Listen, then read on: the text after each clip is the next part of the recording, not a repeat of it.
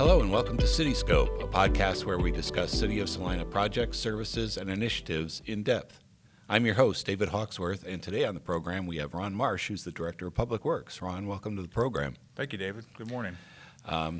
You're fairly new in the Public Works Director position, Yes. A little less than 6 months as we tape this. So tell us a little bit about your background. Sure. Well, like you said, I've been here just right at 5 months now, and really enjoyed my time so far with the City of Salina. I've been in public service for the last 27 years. Started with Sedgwick County in their Public Works Department. I was the administrative manager for a little over 18 years and did that. Enjoyed that for all that time, and then had the opportunity to move into city management or city administration and became the city administrator in Clearwater and did that for several years, and then moved to Abilene as the city manager. And then just this past summer moved over here to Salina. So my background is public works, my love is public works, and that's where I feel most comfortable, and so it was a great opportunity to be able to come back here or come to Salina and be as a public works director. So what do you see as your priorities now that you've been here a few months? Well, the main priorities are just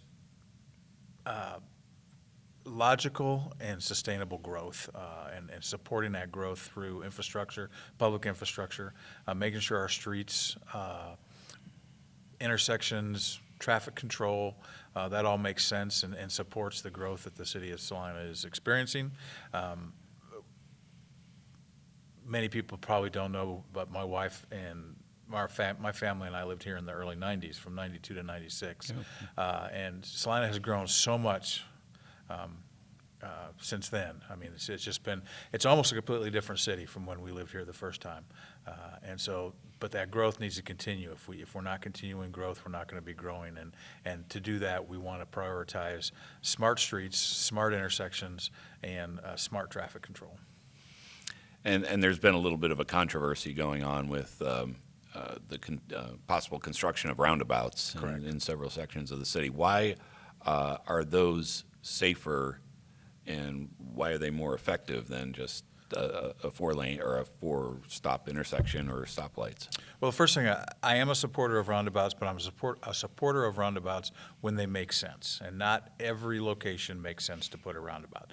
The Kansas Department of Transportation has guidelines for when they recommend considering a roundabout, and two of those are moving from on the fringes of a rural to an urban setting, and then also when you have a shift in a change in speed from a higher speed to a lower speed as you're entering a busier, more congested area. So, and the intersections that we're looking at all fit those criteria for conditions, if you will, from KDOT.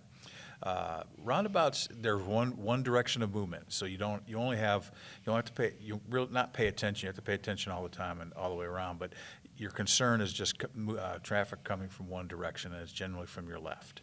I've never seen a roundabout go the other way, so I would say that from your left. It's safer for pedestrians because you eliminate multiple conflict points. You only, as you're crossing an intersection, think about crossing let's say the intersection of 9th and Ash. You have not just the traffic coming north and south on 9th Street or east and west on Ash, but you also have cars turning either left or right from one of the other streets. So you have at least 4 points of conflict that you could experience. Whereas in a roundabout, you only have one, and that's traffic coming from your left. Okay, all right. And as we've said in our meetings, at the commission meetings, national statistics show that serious crashes are reduced. It's 78 to 82% with the construction of a roundabout in place of a signal. Okay, all right. So we're not planning on putting a roundabout at 9th and Ash, but just no, not at all. I was just using that as an example. I just wanted to make that clear. No, we're not.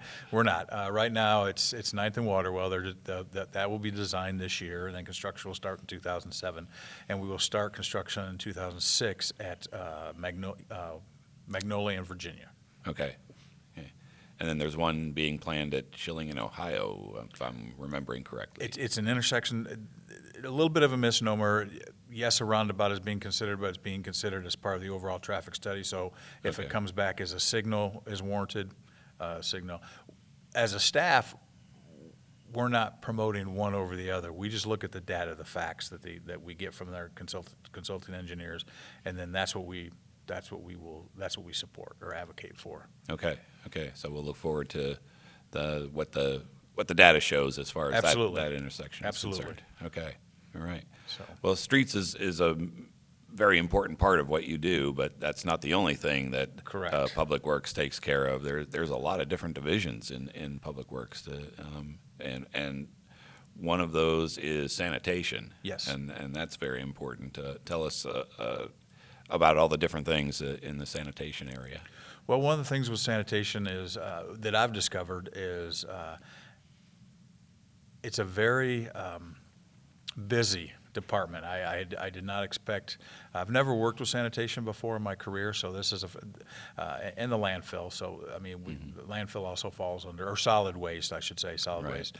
But that all falls under Public Works here in the City of Salina. But sanitation, it's amazing what that crew does, what that team does, if you will.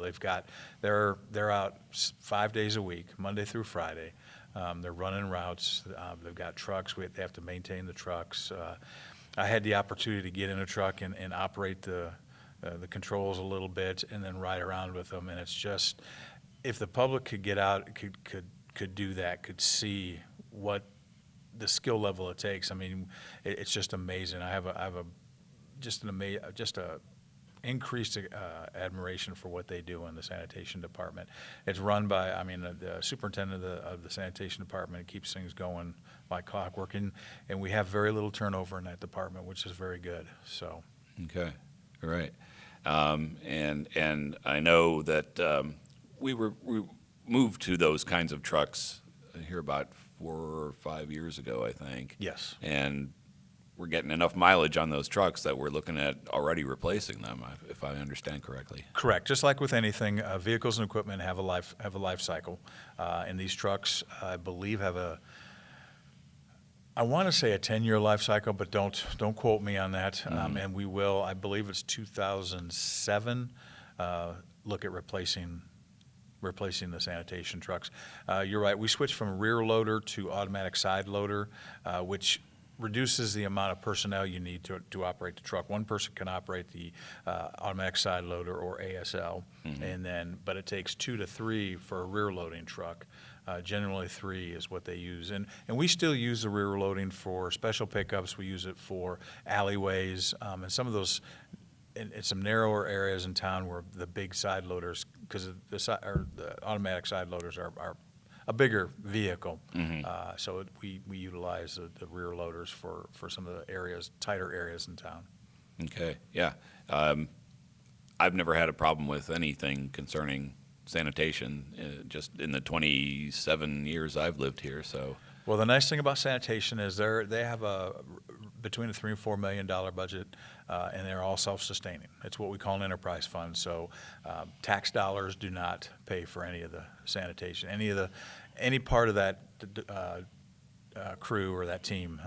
There's no tax dollars going towards that. Okay, all right, good to know. And then kind of on I don't know if you want to call it a tangent, but you have the recycling center and household hazardous waste. Yes. Recycling center, the Salina Drive-Through Recycling Center is just an amazing asset to the community. You can drive in. I don't know the hours off the top of my head. I have to reference it when my wife Wednesday through Saturday from 8:30 to 6 yes. or something like that. Yeah. But you can drive in, pop your trunk, and they'll unload everything and then get you back. I mean, it might take, if it takes more than a couple minutes, there's something wrong. But or they're really, really busy. Or they're really, really busy. So probably the longest the longest part of the whole process is waiting in line to get in there, because they do stay busy. And then the household hazardous waste, that's for those dangerous waste items, if you will. Paints, thinners, pesticides, any of that kind of stuff. And there's a list. You can get on the website, on the Public Works website, and find out what you can take to the household hazardous waste, but they'll dispose of it properly in an environmentally safe way. And one of the really important things to take to household hazardous waste is lithium batteries. Yes, and I'm glad you brought that up, and I should have mentioned it, but yes, lithium batteries are important, and they do take those. Don't ever throw those in the trash, because if they get in the landfill and they touch other metal, they can actually start a fire in the landfill. It is one of the big, not concerns, but something that we watch for daily at our landfill is the lithium battery, because lithium batteries, people will throw them away and they'll slip through, and then they do, you're right, they do start fires, so. Yeah, I know they've had to call the fire department a couple of times. Yes, there, so. yes. And they've gotten very good at putting out the smaller ones themselves, but yes, the fire department has gone out there a few times. So. Right. Okay. One of the other things that goes on in Public Works is engineering, which is massively important. Yes, engineering. We do a lot of our own design in-house. Some of the bigger projects like the roundabouts, bridges, major street projects, we will contract out with consultants, but we have a city engineer and 2 licensed engineers, and they street maintenance, all our maintenance plans, when we do a mill and inlay, when you see APAC out doing the mill and which we just completed for 2025, the microsurfacing we did earlier this year, crack sealing, any chip seals that we might do, sidewalk programs, curb and gutter, all that is run in-house, or is designed and run in-house through our engineering department. Okay, yeah. Never-ending job. It's not. It is. It's busy. They also review all the plans that we get from consultants. So if something doesn't look right, they can, because they have the experience and the training, they can check it to make sure we're getting what we need. We're doing that right now with the Smoky Hill River Renewal Project. We're helping the Utilities Director, Martha Tasker, who's the project manager for that. Our engineers are helping review a lot of the plans that come through from the consultants for that project. Yeah, they're going to be replacing, I believe, 7 different bridges in town. The first phase is what we call the Raise Grant 7 Bridge Raise Grant, sorry. Mm-hmm. And that, yes, you're right, 7 bridges, and a lot of that will be funded through the Raise Grant from the federal government. So. Right, yeah. So over $20 million, I believe. It's like 23 or $25 million, like somewhere in there. Yeah, yes. Yeah. All right. Well, that's a big project in and of itself. That has probably been the biggest project to really try to wrap my head around and try to understand and get familiar with in the last 5 months. Right. And just understand what all's going on. Yeah. Lot to learn there. There's some stuff that goes on behind the scenes that the public normally doesn't see. Such as the flood control division, GIS, mapping, and central garage. Yes. So, those areas, GIS, we have, it's basically I want to say a one-man show, but he works with our CT department, but he does a great job. Just any map you want, we can pretty much create. If you get on the website, there's a maps section on the City of Salina website, and they have just about any map you could need. We use them quite a bit for data. We can look at. In fact, we used them, which we could talk about a little bit. The Comprehensive Safety Action Plan, GIS helps us plot where accidents occur throughout the city. So GIS, yes, you won't see them, and you probably don't hear a lot about them, but they're a vital part of Public Works. Central Garage, again, it's in my background, it's fleet maintenance, but we call it Central Garage here. Mm-hmm. So if I use fleet maintenance, it's interchangeable with Central Garage. But they are a self-sustaining fund. We take care of over 700 vehicles and pieces of equipment. We have 3 mechanics and then a fleet supervisor, if you will, and then a couple of part-time people that help out. But they handle all city departments. They handle sheriffs for the county, building, the building authority, the library, and then there's a few other outside agencies that they do maintenance work for on their fleet. But they also run the fuel tank or the fuel pumps. So when PD or any of those need to get fuel, that's run through central garage. Okay. All right. And then, I don't remember what the other. Flood control. Flood control, yes, I'm sorry, flood control, very important. We have 21 miles of levee that the city maintains, and Greg Howie and his crew do a great job of maintaining that. We just went through a U.S. Army Engineering, Corps of Engineers levee inspection, and came out really no major deficiencies. There's a few things obviously here and there that you can always do, but for the most part, or not for the most part, they do a great job maintaining that levee and making sure that when we need it, it functions as it's supposed to. Right. And thank goodness that we haven't really had much of a need for it since That's it true. was built. That's true. I don't think the water's ever breached the levee. That couldn't tell you. I think the levee was built, in the early 60s? I believe so. And as far as I know, it has not breached it, but that just means it's doing its job. Right. So, Okay.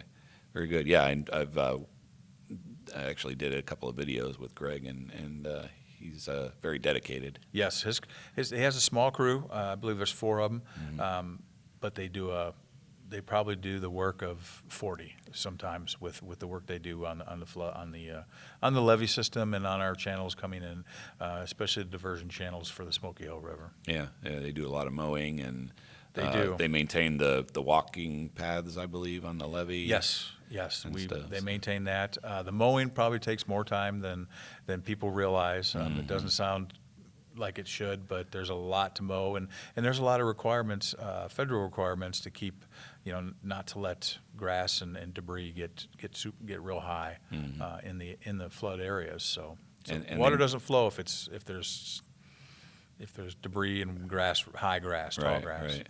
And they maintain some pumps around the levee too. They do. We have, I want to say 4, but it might be a few more pumps that will actually. We have portable ones we can set up if we need to, but they also have pump stations at various spots along the levee that will pump the water out if it starts to build up. Because obviously with rainstorms, it's going to build up inside the levee too. We have plenty of the detention and retention ponds to help hold it in, but they do have the pumps and piping to get it out if we need to. Okay. Well, there's a ton of things going on in your department. There is. One of the things we're getting ready, and we'll touch on it real quick, is snow and ice. Yeah. We're approaching that season. Sat down with our street superintendent and operations manager a while back, and we looked at the plan, and they do a really good job of doing the snow and ice removal, and it'll be fun for me. I say fun, but it'll be nice for me. I'll be able to not sit back, but I'll be able to look at it this year as we go through it, and then maybe next year see if there's any tweaks. I helped. Pretty much, I put the plan together for my 18 years at Sedgwick County, and so I have a little bit of understanding of snow and ice removal, but it's different. That's on a county setting, and in a city setting, it's much different. So I want to see how they do it, or observe what they're doing, and then we can go through and look at maybe some tweaks here and there. But for the most part, my understanding is they do a great job. So Yeah, they do. I actually went out last February with one of the drivers, and did a little video of that, which is on our YouTube site if good, anyone's okay. interested in Yeah. that. But really gave me a good insight as to how they do the snow removal and how much time it takes to just do a small section of a city. It's really amazing. There's a lot more to it than people realize, and you don't just it's putting the plows on and putting the salt and sand spreaders. We don't use sand, but putting the salt spreaders on the trucks, that takes time, and you have to prep for that, and then getting them off in order to load trucks it's a time-consuming process, and there's a lot of things you have to watch out for that people don't understand, that don't realize. It's one thing to get into a pickup truck with a plow on it and plow a parking lot, but when you have to worry about manholes, water meters, bridge transitions, all that, curbs. Right. I mean, and cars. People, we don't like, as a society, we don't like to be inconvenienced, so people don't always move their cars, and so there's a lot more to it than people understand. But they do a great job. And one thing I'll point out, if we don't get to the residential streets right away, if we have a fairly significant snowstorm, we will get to them. It just, they're not a priority right off the bat. We need to make sure that the first responders can get through the city, and commerce can continue through the city. Right. Right. Yeah. And I think that's all detailed in It is. the plan that's on the website. Yep. If they go on, get on the Public Works website, the snow plan is there for them to look at. Yeah. Yeah, I believe it's salina-ks.gov/publicworks. Yes. And all of the information that we're talking about will be. And I looked it was 2 weeks ago I looked, and it was still on there, so Right. I'm assuming it's still there, yes. Yes. Yeah. Okay. So you alluded to the comprehensive safety action plan. Yes. Earlier in our conversation, and that's something that has just gone through the city commission. They approved the plan. Tell us what's in the plan and why it's important. Well, the comprehensive safety action plan was part of it was a project started several years ago by my predecessor, and the City of Salina got a $200,000 grant. I believe it was a federal grant through KDOT, from the feds through KDOT to help facilitate this plan. And they came in and identified safety corridors in the City of Salina. They looked at all the accidents over the last, I believe it was 5 years, and identified safety corridors. And what they did is they looked at high-risk areas. For high-risk corridors is where they identified high-risk corridors, which are where fatalities and serious injury accidents occur. We've created a dashboard. Part of the plan was to create a dashboard that people can get on and look at and see each year how many accidents there have been. It'll just have the serious accidents and the fatalities. It won't have what we call property damage only accidents, a fender bender here where nobody was hurt. Mm-hmm. So we look at those, and they'll be tracked on a website. Part of the comprehensive safety action plan was steps to reduce accidents in some of these corridors. And one that came up was they applied, the city, and this is before I started, but we should hear sometime, we're keeping our fingers crossed by the end of the month, but it's a demonstration grant to demonstrate how the safety action plan will work, and that is what we call a road diet, or a lane reduction on Crawford Street, from basically Broadway to Ohio was identified as one of those safety corridors, Mm-hmm. high-risk areas.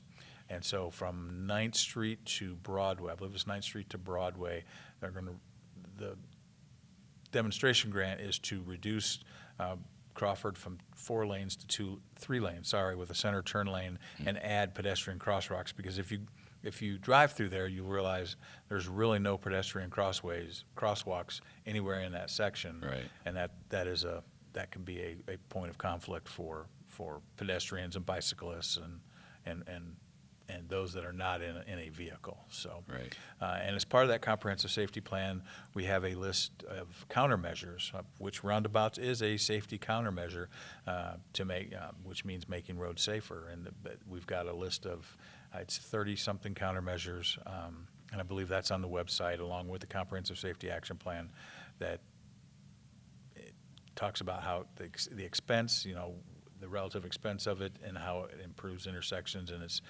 from roundabouts to crosswalks. I mean, and there is dozens of different designs for intersections and roads to make them safer, Mm-hmm. and it's very interesting to go through and look at that. So, but that project, as part of that project, the final steps were to create a Vision Zero. We named it Vision Zero. KDOT calls it their Drive to Zero. Mm-hmm. We call it Vision Zero. It's a committee, and we're putting it together right now, and that will look at accidents, fatality accidents, serious injury accidents, and try to help reduce those throughout the city. So Okay. A lot to think about with that. there is. It's a good it's an exciting time to look at that and see what we can do. And historically, Salina does not have a lot of fatality accidents, Mm-hmm. but even one is too many, so we want to try to reduce those. The overall goal of the plan is to, in 10 years, to have 0 fatalities. That's a very lofty goal, and you can't always, you can't predict human behavior, so we just continue to strive toward it and try to take measures to countermeasures to correct the problems. And I believe there's a committee that's being formed? Yes, the committee, the Vision Zero committee, we've identified several people that we're currently taking, if somebody wants to, is interested in being on the committee, you can get on the City of Salina website, Public Works, and there's a form, expression of interest form,